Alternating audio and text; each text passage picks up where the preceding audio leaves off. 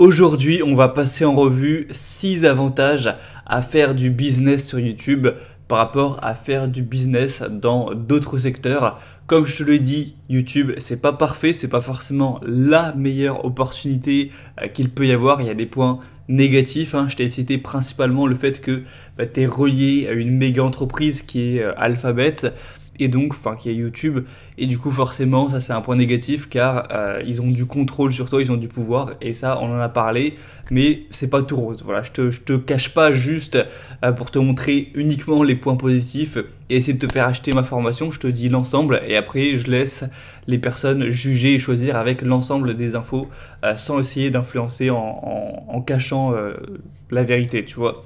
Mais du coup, je t'ai dit le négatif, mais il faut aussi que je te dise le positif, car il y en a, on va pas se mentir, c'est pas non plus... Enfin, si je me suis mis là-dedans, c'est quand même que c'est intéressant aussi, et si je te le propose également. Donc je vais te parler aujourd'hui, après avoir plus m'être concentré sur les points négatifs, je vais te parler des points positifs qu'il y a à faire du business sur YouTube. Et il y en a qui sont quand même très très importants, donc écoute bien. Le premier qui est selon moi peut-être le plus important, c'est la scalabilité. Alors si tu ne sais pas ce que ça veut dire scalabilité, en gros ça veut dire la possibilité de mettre à l'échelle, c'est-à-dire de faire travailler des machines slash des employés slash du contenu slash plein de choses, des systèmes en dessous de toi automatiquement à ta place pour augmenter le rendement et toi augmenter ton revenu. Parce que si ton revenu est 100% simplement lié à ta force de travail, à ton temps, à moins que tu aies vraiment un métier extrêmement rare qui apporte énormément de valeur, comme tu sais, chirurgien ou des métiers voilà, très précis où juste avec ton temps ça vaut beaucoup et tu peux gagner 20 000 euros par mois juste avec ton temps, ce qui est très rare, ou footballeur ou être une célébrité. En général, tu pourras augmenter ton revenu d'une seule manière dans la vie, c'est en scalant. Donc soit en ayant des employés qui travaillent pour toi et du coup chaque employé te fait gagner ne serait-ce que quelques centaines d'euros par mois, mais si tu en as des dizaines, ça fait beaucoup. Ou alors en ayant des machines qui travaillent pour toi et du coup elles te font gagner de l'argent. Ou par exemple en ayant du contenu sur internet qui tourne, hein, c'est un peu comme une machine. Une fois que tu as un article qui est publié sur internet ou une vidéo YouTube, un site, etc., qui est référencé, t'as pas besoin d'être là de vérifier, ça tourne automatiquement 24 heures sur 24, 365 jours par an, et du coup, si ça te rapporte un peu de revenus chaque jour, eh bien, ça peut te rapporter des revenus pendant des années durant, et toi, tu te concentres sur d'autres vidéos, d'autres sites, d'autres trucs qui vont aussi te rapporter, comme en fait si tu plantais des arbres et tu récoltes les fruits tout en plantant d'autres arbres. Donc c'est pas non plus à l'infini parce qu'une vidéo qui a, je sais pas, qui a 5 ans, elle va commencer à être vieille et plus marcher. Mais en tout cas, c'est scalable pendant plusieurs années. Et c'est comme ça, moi, tout simplement, que je gagne beaucoup. Parce qu'en soi, la fonction de réaliser des vidéos, c'est pas non plus comme être, je sais pas moi, chirurgien du cerveau ou des trucs hyper précis, hyper rares, ou un grand expert spécialiste sur des trucs qui demandent 12 ans d'études, où là, on va effectivement te payer 10 000 euros juste pour toi et ton temps. Moi, c'est parce que j'ai eu la possibilité de scaler, hein. J'ai des milliers de vidéos qui tournent sur Internet. Et même si en soi une vidéo rapporte pas forcément beaucoup, bah, le fait d'en avoir des milliers, ça fait que grâce au scale, grâce au fait d'avoir mis ce système en place, ça me rapporte autant. Donc c'est juste un hack. Comme une personne, par exemple, imagine, qui ouvre un restaurant. En général, quand tu as un restaurant, c'est rare pour le patron d'avoir plus de 10 000 euros par mois. C'est très très rare, à part peut-être les grands restaurants luxueux. Du coup, bah, par contre, un restaurateur qui va scaler, qui va mettre à l'échelle, qui va faire des franchises et qui va ouvrir 5 restos dans le pays, 10, 15, 50, 100, et qui est patron de 100 restaurants, qui lui rapporte chaque restaurant un peu d'argent, là où il va pouvoir gagner beaucoup plus que 10 000 euros par mois et même devenir un multimillionnaire sans aucun problème, voire même peut-être milliardaire, un exemple de McDo par exemple. Donc voilà, la scalabilité, je l'avais déjà dit il y a des années, c'est la clé de la richesse. Donc avec YouTube, c'est scalable, c'est selon moi le plus gros avantage.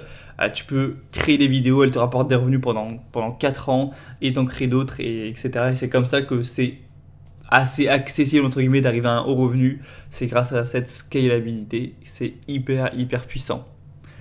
Deuxième avantage, c'est la liberté géographique, car évidemment, eh bien, avoir une chaîne YouTube ou même sur un site internet, enfin faire du business sur internet, sur YouTube, il n'y a aucune obligation géographique. Tu peux travailler de chez toi, tu peux travailler dans un coworking, tu peux travailler dans un parc. À partir du moment où tu as internet, tu fais un partage de coach, tu peux travailler à l'aéroport, tu peux travailler en Thaïlande, aux États-Unis, dans tous les pays que tu veux à partir du moment où tu as internet.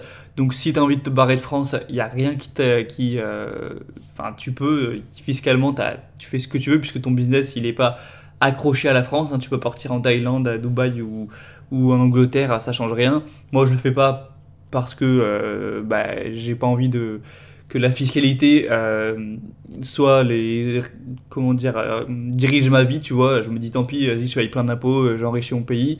Je préfère ça plutôt que devoir me forcer à partir dans un paradis fiscal et avoir une moins bonne qualité de vie et m'éloigner de mes proches. Mais bon, ça, on en parlera peut-être une autre fois. Donc, c'est hyper libre. Si tu as envie d'aller vivre avec 500 € par mois en Thaïlande et payer beaucoup moins d'impôts et d'avoir la belle vie, c'est possible en théorie. Je dis pas que moi j'ai envie de le faire et que je te conseille de le faire, mais certains le font, et il y en a même énormément d'ailleurs, ou à Dubaï, etc. Donc voilà, tu as la liberté géographique sans aucun souci quand tu es sur YouTube, ça c'est quand même un bel avantage. Et du coup, évidemment, tu travailles quand tu veux, tu prends les vacances quand tu veux, etc. T'as pas de permission ou quoi, et du coup, c'est le troisième point, il n'y a pas de permission non plus pour se lancer. Si tu veux devenir avocat, il te faut une permission. Si tu veux devenir fiscalité expert comptable, il te faut une permission. Si tu veux devenir médecin, n'en parlons pas, il te faut une permission, il te faut des diplômes. Il faut qu'une sorte d'organisation te donne la permission d'exercer. Alors qu'avec YouTube, il n'y a pas d'organisation qui te donne quoi que ce soit. Un gamin de 12 ans ou de 13 ans, je crois que c'est le minimum, il a le droit de se lancer, de créer sa chaîne, et s'il gagne des millions de dollars, il gagne des millions de dollars, et c'est comme ça. Moi, j'ai ouvert ma première chaîne YouTube, j'avais 14 ans, et que tu sois une femme, un homme, peu importe ta taille, ton poids, ton ethnie, ce que tu veux, t'as pas à convaincre quelqu'un, à avoir une permission. N'importe quel humain peut se lancer et faire fortune s'il apporte assez de vues, assez de valeur, ou qui réussit bien son business par YouTube.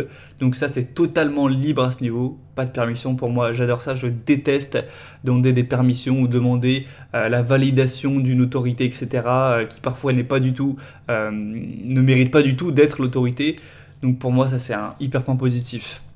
Quatrième point positif aussi, ça c'est énorme, c'est qu'il n'y a pas besoin de capital de départ. Si tu veux ouvrir une boulangerie, des bureaux pour faire un cabinet de conseil ou un resto ou une usine, etc., une usine n'en parlons pas, à chaque fois il te faudra un gros capital de départ. Donc à moins que tu aies, je sais pas quelle raison, des centaines de milliers d'euros qui dorment, tu pourras pas le faire à moins d'aller faire un prêt à la banque, de payer des gros taux d'intérêt et de réussir à convaincre la banque, donc ça rajoute une permission. Donc voilà, c'est difficile quand même, ça demande beaucoup pour se lancer, et si ton affaire marche pas, tu vas être endetté et tout. Alors que là, avec YouTube, ça demande zéro capital, ça coûte 0 € littéralement de créer sa chaîne YouTube. T'as même pas à payer des frais d'hébergement, c'est YouTube qui régale, entre guillemets. Donc moi, je te l'ai dit, mon business qui m'a rapporté des centaines de milliers d'euros ces dernières années, ça m'a coûté littéralement 0 €. C'est 100% du bénéfice, parce que voilà, je ne prends pas en compte que mon temps de travail est un coût. Donc c'est vraiment énorme. C'est encore une fois, c'est extrêmement je sais plus si c'est le mot, si c'est libertaire ou quoi, mais en gros, c'est extrêmement libre. T'as pas besoin de demander de permission, il n'y a pas besoin d'argent pour se lancer, de contact ou je sais pas quoi. Donc moi, ça me fait bien rire. Parfois, certains qui m'ont dit sous mes vidéos, oh mais toi voilà, t'as réussi, mais c'est parce que voilà, t'as une famille qui est correcte, etc. T'es blanc ou t'es un homme ou je sais pas quoi. Sur YouTube, tu peux être une femme homosexuelle, noire, à être d'une famille extrêmement pauvre, tout ce que tu veux, tous les trucs discriminants si tu veux, possible. Personne ne te demande, et oui, être extrêmement pauvre et avoir aucun sou en poche, ça coûte 0 € pour se lancer. Il n'y a pas besoin d'aucun contact, tu as juste à avoir internet, t'as pas besoin, personne ne regarde ton visage si t'es un homme ou pas, tout le monde s'en fout, tout le monde peut créer sa chaîne YouTube, même un chien s'il le veut, il n'y a pas de discrimination, absolument pas. Donc aller me dire que c'est parce que je suis d'une famille correcte que j'ai réussi sur YouTube, ça n'a aucun sens. Ça ne m'a aucunement aidé. Si j'avais réussi en étant notaire parce que j'avais des contacts dans le notariat ou je sais pas quoi, ou ce genre de milieu où il y a beaucoup par rapport au copinage, là je te dirais ok, mais sur YouTube, je connais personne qui m'a aidé à réussir sur YouTube ou je sais pas quoi.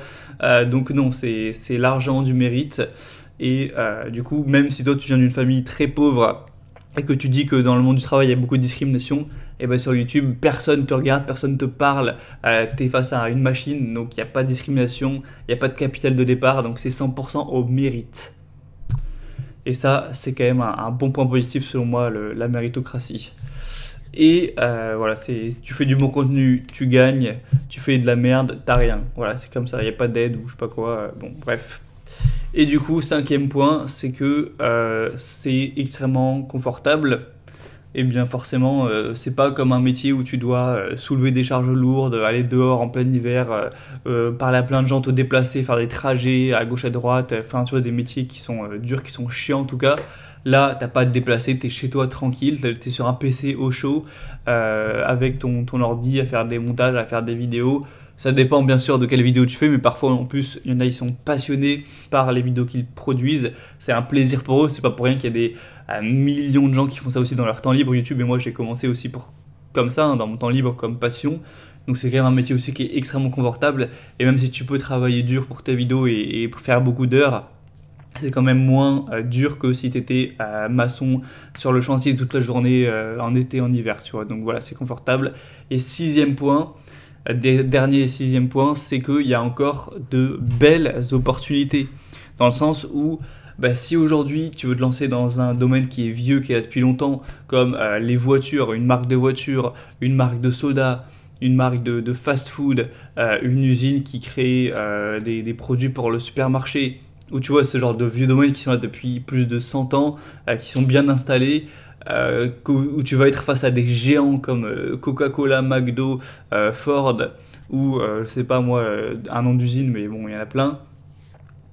Bonne chance. Ouais, quand je dis bonne chance, c'est limite sarcastique parce que c'est quasiment mort. Genre, aujourd'hui, quelqu'un qui lance une marque de soda, comment il va vaincre Coca-Cola? Comment il va pouvoir faire? Ça me paraît incroyable.